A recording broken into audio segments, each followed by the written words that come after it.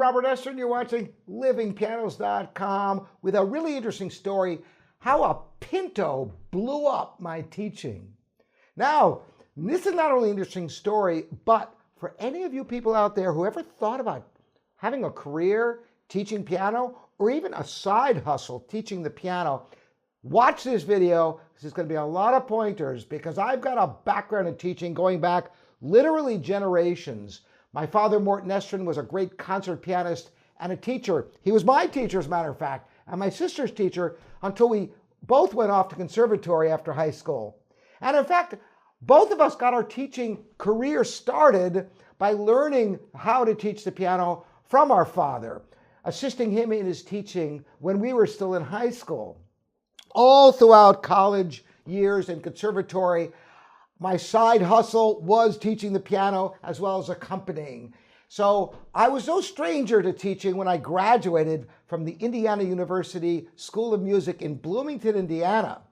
And I very quickly amassed many students, and how I did it was have Pinto will travel. Now, the way I was able to do this, of course, advertising wherever I could to be able to get students. Back then it was classified ads. It was before the internet. It was offered that possibility.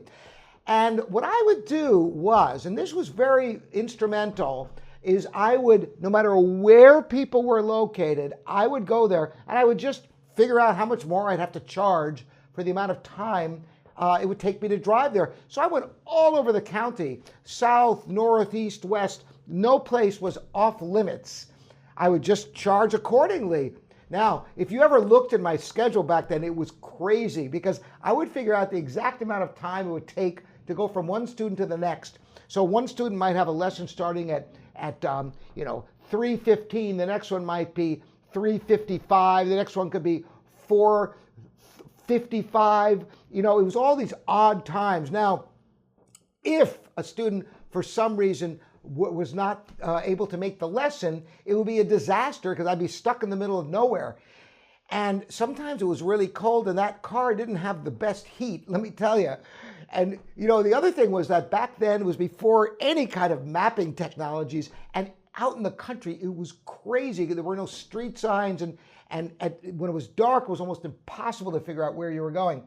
Worse yet, if for some reason I had to call a student, you'd have to find a payphone. It was crazy. So therefore, my mission was to figure out how to get students to come to me, which is a really important subject into itself. And I figured the best way was to have a really good piano to entice them to have a great piano to play on. It also lended a lot of validity when people walked into my studio and they saw a beautiful brand new Baldwin baby grand piano. So we always looked for houses with separate entrances to a room so that people didn't have to march through the whole house and there'd be some privacy. Now, my wife, Florence, is also a musician, a flutist, so we always looked for houses. Now, this is a huge challenge, and you can't believe how many places we found that had two separate entrances that didn't go through the whole house, where she could do her teaching and I could do my teaching, and we didn't disturb each other, and the students didn't have to walk through the whole house.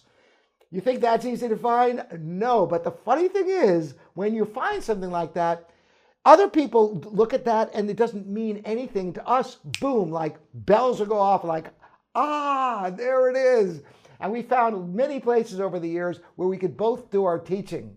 So to recap, if you want to get into teaching, you might want to consider driving to people's homes. Now, why is this so advantageous? You might just think there's a store or a studio up the street you could possibly teach at. Did you know that many studios now, at least in Southern California, get 50%, some even more, of the studio fee? So you go to teach lessons and the people who have the property that you're teaching in are making more than you are for the actual teaching. Real estate is so expensive in some areas of the country that it's necessary for them just to be able to have a warehouse or an office complex that has teaching studios. So you can make far more money if you're willing to travel. Plus, people really appreciate the convenience of having you come to their homes.